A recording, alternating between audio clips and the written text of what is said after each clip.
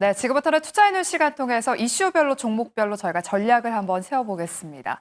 오늘 함께할 두 분은요, 업사이클 리서치의 유창희 본부장, 기업공시연구소 변용인 대표 두 분과 함께하겠습니다. 어서 오세요. 네, 반갑습니다.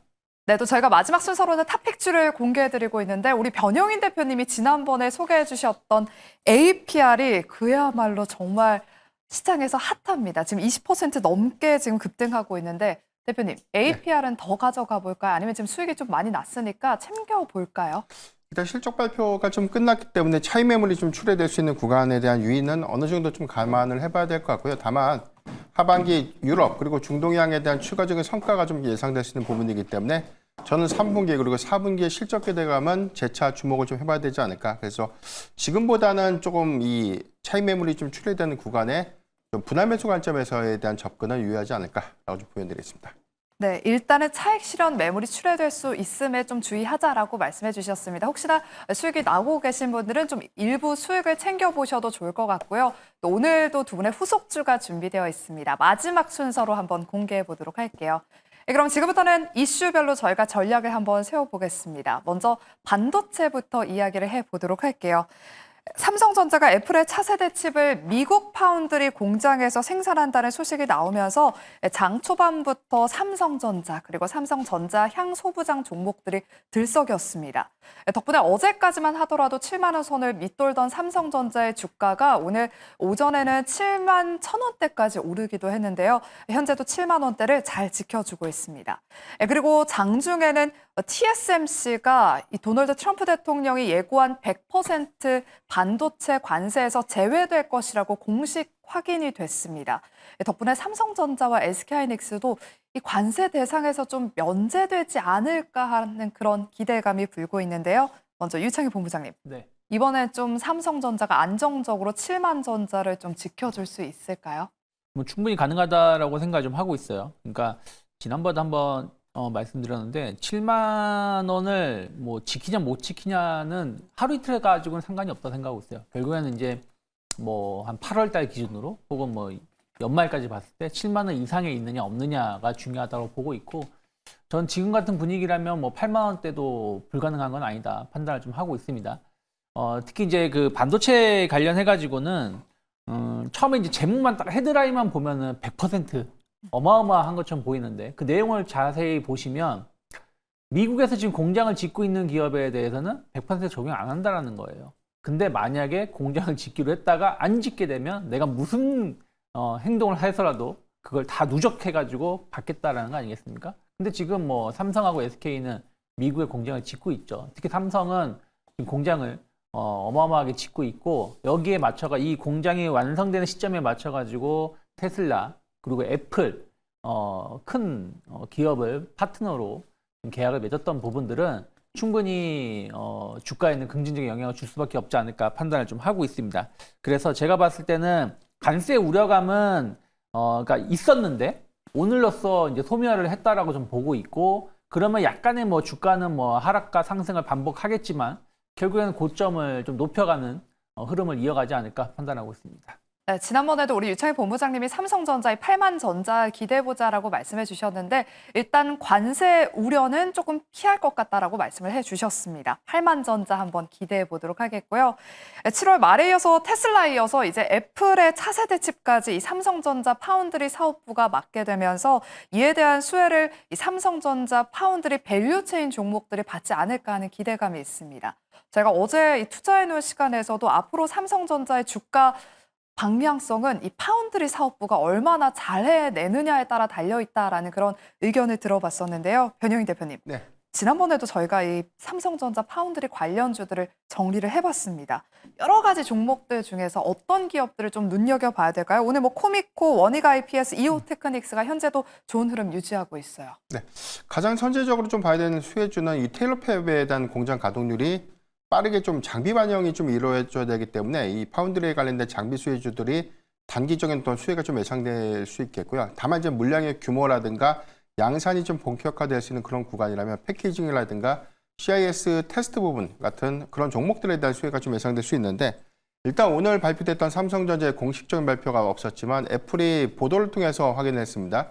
그러니까 차세대 칩에 대해서 개발을 하고 있다라고 좀 언급을 했기 때문에 테일러 팹에서에 대한 이 양산 가동은 내년에 좀 본격화되지 않을까라고 좀 판단이 좀 되고 있고 추정되는 물량들이 지금 아이폰 18 모델에 좀 적용되고 있는 이 CIS 이미지 센서를 좀 개발해서 신규 칩을 좀 공급한다라는 내용들이 좀 전망되고 있는 그런 상황이기 때문에 일단 이런 부분들은 CIS에 관련된 어떤 이 밸류체인을 좀 구성하고 있는 종목들. 저는 그래서 이제 테스트 부분에 가장 큰 수혜가 좀 이루어질 수 있지 않을까라고 좀 판단이 되고 있는데 이런 관점에서 국내에서 두산 테스나가 가장 유력한 좀 수혜주가 좀 될 수 있지 않을까. 그러니까 작년 전체적인 어떤 매출 비중이 삼성전자랑 한 94% 정도에 대한 매출 포지션을 좀 형성을 좀 하고 있고요. 여기에 대해서 테스트 부분에 대한 성과가 일단 뭐 2분기까지에 대한 실적 기대치가 좀 낮은 그런 상황이지만 이 폴더블 폰에 대한 수요가 좀 증가될 수 있는 요인들이 하반기 실적 개선에 관련된 기대감으로 좀 작용할 수 있겠고 애플에 대해서 추가적인 어떤 CIS 테스트 수요가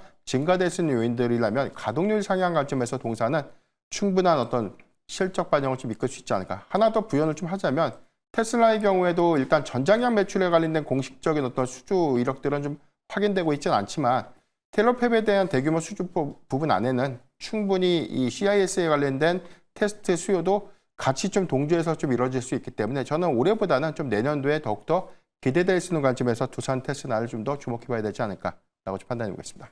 네, 두산 테스나는 삼성전자의 CIS 이 이미지 센서 웨이퍼 테스트의 1차 벤더사입니다. 두산 테스나, 삼성전자 파운드의 수혜주, 특징주로 꼽아주셨으니까요. 눈여겨보시기 바랍니다. 이제 삼성전자 이야기 나눠봤으니까 다음으로 SK하이닉스 이야기도 나눠보겠습니다. 오후 들어서 지금 SK하이닉스의 주가가 반등 흐름을 보이고 있습니다. 현재 1% 넘게 상승하면서 26만 원 선까지 올라왔는데요.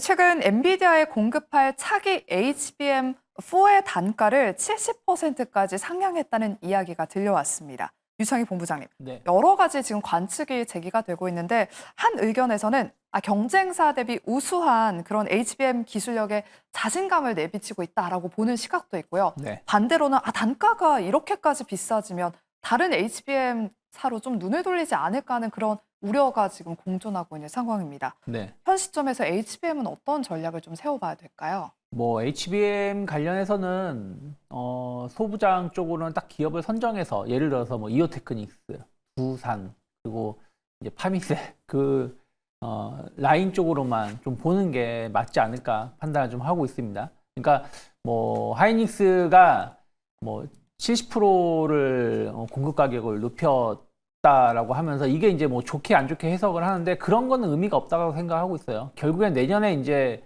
경쟁 구도로 갈 것인가? 그러면 이제 삼성전자가 지금 이게 물밑에서 나오는 뉴스들을 본다라면 거의 퀄 테스트 통과된 것 같은 뉴스는 나오고 그런 얘기는 나오고 있는데 아직 확실하게 결론이 나오지 못했다라는 것이죠. 그래서 그런 부분들이 나오고 나서의 어떤 흐름들을 좀 봐야 되지 않을까 판단하고 있습니다. 그래서 하이닉스는 일단 오늘 이게 뭐 기술적 분석이 전부는 아니지만 정확하게 61선을 장중 오전에 터치를 해주고 반등에 성공을 하는 모습입니다. 물론 그렇다고 해서 뭐 여기서부터 뭐 계속 올라간다 그 뜻은 아니에요. 최근의 흐름을 보면은 그냥 좀 저점을 좀 지켜주는 모습을 좀 보여주고 있다. 급락 이후에. 그래서 저는 61선 전후, 그러니까 한마디로 한 25만 원 전후부터는 혹은 그 이하부터는 좀 분할 매수를 좀 해볼 수 있는 구간에 들어오고 있다. 그리고 만약에 HBM을 본다라면 아까 말씀드린 것처럼 이스페타시스, 뭐 두산, 파미셀 요 라인 쪽을 좀 집중하는 게 맞다 생각하고 있고 만약에 반도체 소부장을 영역을 확장시킨다라면 저는 좀 삼성 쪽을 좀 보는 게 맞지 않을까. 그러면 예를 들어서 뭐 시가격 관련해서는 솔브레인, 뭐 유진 또 관련된 또 장비 이런 부분들은 또 유진테크 이런 기업들도 좀 주목해 볼 수 있지 않을까 판단하고 있습니다. 네, 오히려 또 삼성전자 향소부장 관련주에 주목해보자라고 말씀해 주시면서 또 유진테크 관련주로 특징주로 꼽아주셨습니다. 솔브레인까지 말씀해 주셨으니까요. 눈여겨보시기 바랍니다. 다음으로는 조선주 이야기 나눠보도록 할게요. 최근 조선주가 마스가 프로젝트 기대감에 종목별로 순환매를 띠고 있습니다. 처음에는 한화오션을 중심으로 한화그룹주들이 움직였고요. 그 바톤을 다음으로 HD 현대그룹주와 또 삼성중공업이 이어받았습니다. 오늘은 HJ중공업이 그 후발주자로 시장에서 딱 찍히면서 20% 넘는 급등세를 현재도 여전히 유지하고 있습니다. 유창희 본부장님. 네. HJ 중공업이 보니까 방산과 조선 이 두 가지 모멘텀을 다 누릴 수 있는 기업이다라고 평가를 좀 받고 있더라고요. 오늘 이렇게 20% 넘는 급등세를 보이고 있는 이유가 궁금하고요. 또 이런 순환매 안에서 조선주 어떤 투자 전략이 좀 필요할까요? 뭐 이미 HJ중공업은 작년에 이제 MRO 이슈가 좀 붙었을 때 주가가 상당히 좀 움직임이 나왔었죠. 그리고 진짜 긴 기간 조정, 뭐 길면 길고 짧으면 짧은데 한 4개월 정도 행보를 하다가 이번에 관세 협상을 전후로 해가지고 주가가 가파르게 오르고 있습니다. 오늘 지금 상황에서 본다면 상한가 안착 가능성도 상당히 높지 않을까 판단을 좀 하고 있는데요. 저는 길게 본다라면 주가는 조금 더 올라갈 수 있다고 보고 있어요. 하지만 지금 가격에서 추격 매수할 것인가? 그건 아니라 생각하고 있습니다. 그래서 좀 조선주들이 관세 협상 전부터 또 이후에도 세론으로 눌리는 것 같았지만 사실은 지난주 금요일에 조정받은 건 세론이 아니라 시장 자체가 가라앉았었던 것이죠. 그리고 또 가장 빠르게 지금 반등에 성공하고 있는 거 본다라면 저는 이러한 모습은 한 3분기까지, 그러니까 3분기가 끝나기 전까지는 조금 더 유지될 가능성이 높지 않을까 판단을 좀 하고 있습니다. 그래서 좀 관련된 기업을 지금 추격 매수하기는 좀 부담스럽지만 좀 조정을 준다라면 뭐 저는 뭐 하나 엔진이라든지 그리고 그 세진중공업 그리고 현대마린솔루션 같은 기업들, 특히 이제 현대마린솔루션이라든지 이런 세진중공업 같은 경우는 직전 고점대에서 조금은 저항을 받고 있거든요. 그러면 충분히 조금만 이슈가 있어도 고점 돌파 가능하다. 특히 현대마린솔루션은 지난 2024년에 상장했었던 고점을 이제 막 돌파하려고 하고 있다는 부분들도 긍정적이지 않나 판단하고 있습니다. 네, 특징주로 세진중공업과 LC현대마린솔루션을 말씀해 주셨습니다. 전고점 뚫길 한번 기대해 보겠습니다. 네, 그리고 다음으로 방산 이야기 나눠보겠습니다. 좀 주목해 봐야 할 이벤트가 있어서 진단해 보도록 할게요. 아랍에미리트 국방차관이 한국을 방문해서 양국의 방위산업 협력을 위한 논의를 진행할 것으로 알려졌습니다. 변영희 대표님. 네.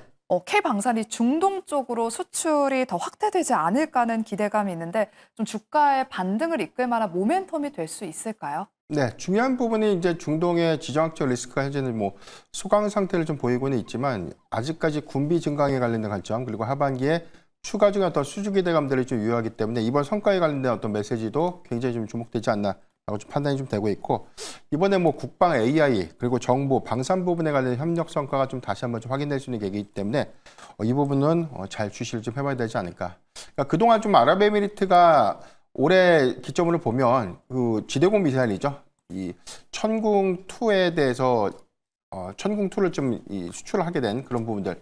아직 뭐 초도적인 어떤 계약 규모가 한 2조 4천억 원대. 근데 이 부분이 향후에 10조 원을 좀 능가할 수 있는 부분들. 그래서 이 부분에 대한 추가적인 어떤 도입 기조들은 이번 이 이스라엘과 이란의 어떤 분쟁으로 인해서 좀 확인됐던 어떤 미사일 방어 체계의 어떤 구축 수요는 아랍에미리트에 국한된 것이 좀 아니라 중동 주요 국가의 좀 확장 기조를 보일 수 있다는 점에서 확인을 좀 해봐야 될 것 같고 KF-21과 관련된 도입 관련된 물론 이 부분은 뭐 LOI를 좀 현재 뭐 체결한 상태지만 아직 뭐 계약적인 어떤 구성 요건이라든가 법적 구성 요건들이 좀 제한적인 점을 감안했을 때 회담 성과 이후에 일단 도입에 관련된 구체화된 내용들이 좀 포괄적으로 좀 더 나와준다면 오히려 이제 수주에 관련된 가능성들은 조금 더 가시성 있는 흐름으로 좀 이어질 수 있지 않을까.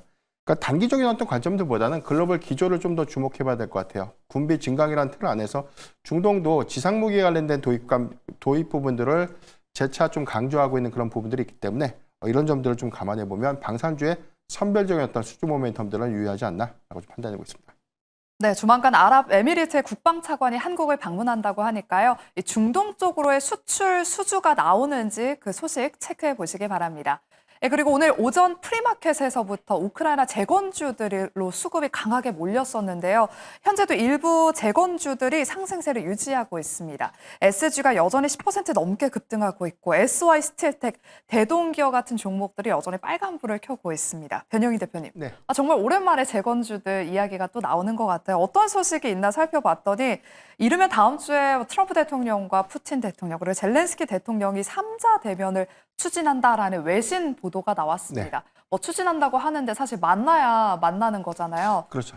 말씀해 주셨던 것처럼 좀 소강 상태인데 기대감 여전히 유효한 건가요? 일단 오늘의 상승은 사실 이 3자 회담에 대한 기대감, 그래서 정말 이제 휴전을 좀 할 수 있는 것인가, 이 기대감이 수급적으로 좀 반영됐다라고 볼 수 있겠고, 이게 사실 갑자기 일정이 이렇게 좀 바뀌어지게 된 부분이 8월 초에 러시아에 대한 2차 제재가 좀 논의가 좀 되고 있었습니다. 미국이 러시아산 원유를 수입하는 국가들도 제재 대상에 좀 포함시키겠다라고 좀 엄포를 놨는데, 이 부분이 굉장히 좀 시장에서 좀 강력한 규제로 좀 받아들였던 부분이기 때문에 러시아도 사실 뭐 협상 테이블에 어느 정도 좀 이 대응을 좀 할 수밖에 없는 그런 상황이 되지 않나라고 볼 수 있겠고, 다만 다음 주에 정말 이제 3자 회담이 좀 구체화될 수 있는지 여부가 좀 중요할 것 같은데, 일단 미국에서만 발표됐던 자료고 좀 여기는 뭐 우크라이나라든가 러시아에서 좀 발표된 수치가 좀 아니라는 점을 어느 정도 좀 감안해 보면 수급 변동이 갔는데 노이즈도 어느 정도 좀 염두를 좀 해봐야 되지 않을까라고 좀 판단해 보겠습니다. 네, 그리고 다음은 엔터주와 K뷰티주 전략 세워보겠습니다. 어제 SM과 하이브의 실적이 발표된 이후에 오늘 엇갈린 흐름을 나타내고 있습니다. 유창희 본부장님. 네. SM은 컨센서스를 크게 상회하는 실적을 기록했음에도 불구하고 하락하고 있고요. 하이브는 급등세를 보여주고 있습니다. 이렇게 흐름이 엇갈리는 이유가 좀 궁금하고요. 다른 엔터사들의 2분기 실적은 어떻게 좀 나올지 궁금합니다. 뭐 일단 SM은 그동안에 많이 올라왔죠. 올라왔던 상황에서 조금 이제 기간 조정을 주고 다시 거의 직전 고점대까지 주가가 회복한 상황이에요. 그래서 호실적이 나왔는데 그냥 좀 덤덤한 느낌이 아닌가 판단을 좀 하고 있고요. 하이브는 이제 오너 리스크로 많이 빠졌었죠, 주가가. 특히 이제 7월 달은 거의 뭐 오른 날이 손에 꼽을 정도로 하면서 계속 주가 급락이 나오다가 일단 오늘 호실적이 나오면서 오너 리스크가 조금 줄어드는 부분들이 주가를 끌어올렸다 보고 있습니다.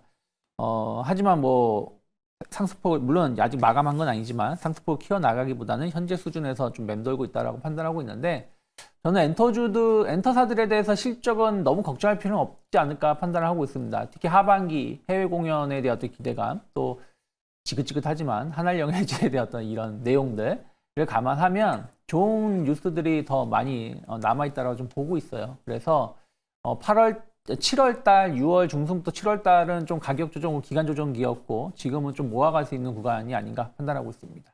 네, 그리고 K뷰티 이야기도 나눠보겠습니다. 최근 뷰티 기업들이 실적을 속속 발표하면서 또 강세를 보이고 있는데요.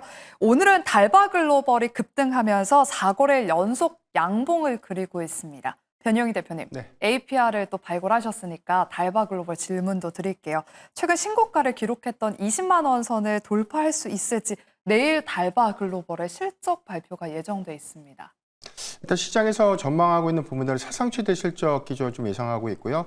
뭐 실적, 영업이익과 뭐 매출액과 영업이익 모두 다 컨센 대비해서 좀 상위가 좀 예상되고 있는데, 일단 뭐 수급적인 기대 요인들을 보면 일단 세로널로 좀 작용하기보다는 수급의 연속성 관점에서는 뭐 하반기 기대 요인들이 워낙 크기 때문에 이 부분을 좀 더 주목을 해봐야 되지 않을까라고 좀 판단이 좀 되고 있고, 지난 뭐 1분기에 이어서 2분기의 성장 기조가 좀 명확한데 영업이익률이 한 29.7% 정도예요. 이 부분에 대한 증권사 전망치보다 더 상향된 30% 이상에 대한 OPM을 좀 기록해 준다면 하반기에 대한 증인 모멘텀들은 당분간 좀 더 그 기조를 좀 이어갈 수 있지 않을까. 여기에 대해서 뷰티 디바이스의 부분에 대한 2분기 실적 성과도 이번에 좀 반드시 좀 체크해야 될 포인트가 좀 되지 않나라고 좀 판단하고 있습니다.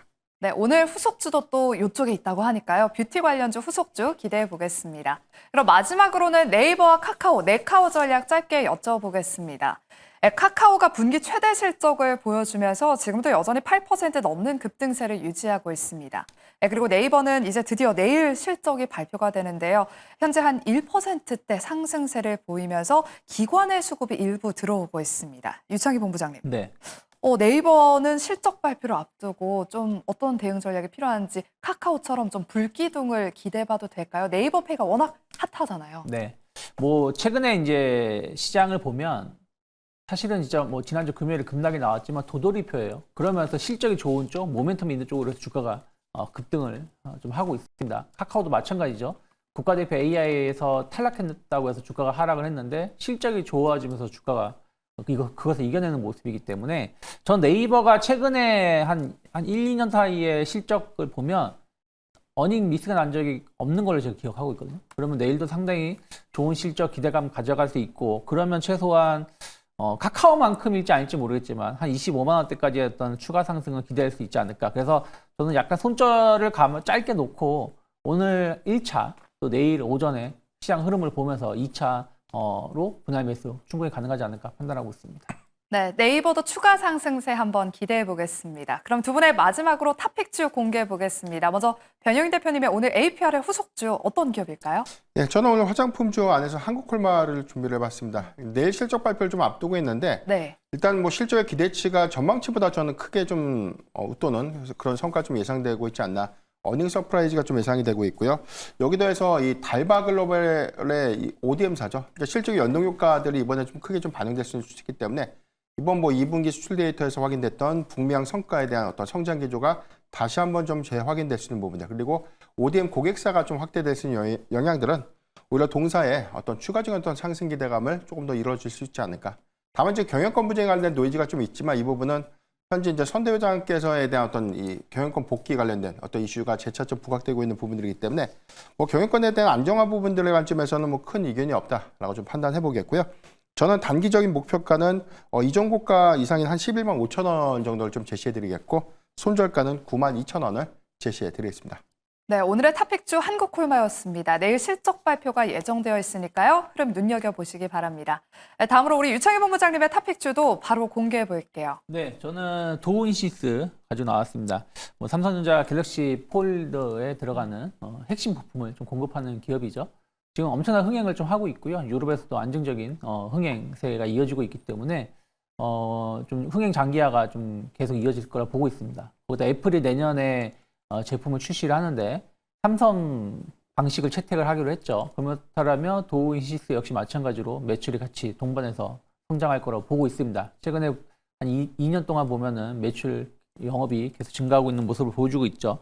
하지만 이 회사가 상장하고 나서는 완전 조정이 나왔습니다. 그래서 공모가가 3만 2천인가 3만 얼마를 알고 있는데 어쨌든 3만 원까지 조정받고 지금 반등을 주는 거라면 저는 한 3만 1,000원이 크게 이탈하지 않으면 분할매수 가능하고 일단 4만 원 정도까지 어떤 반등은 기대해 볼 수 있지 않을까 판단하고 있습니다.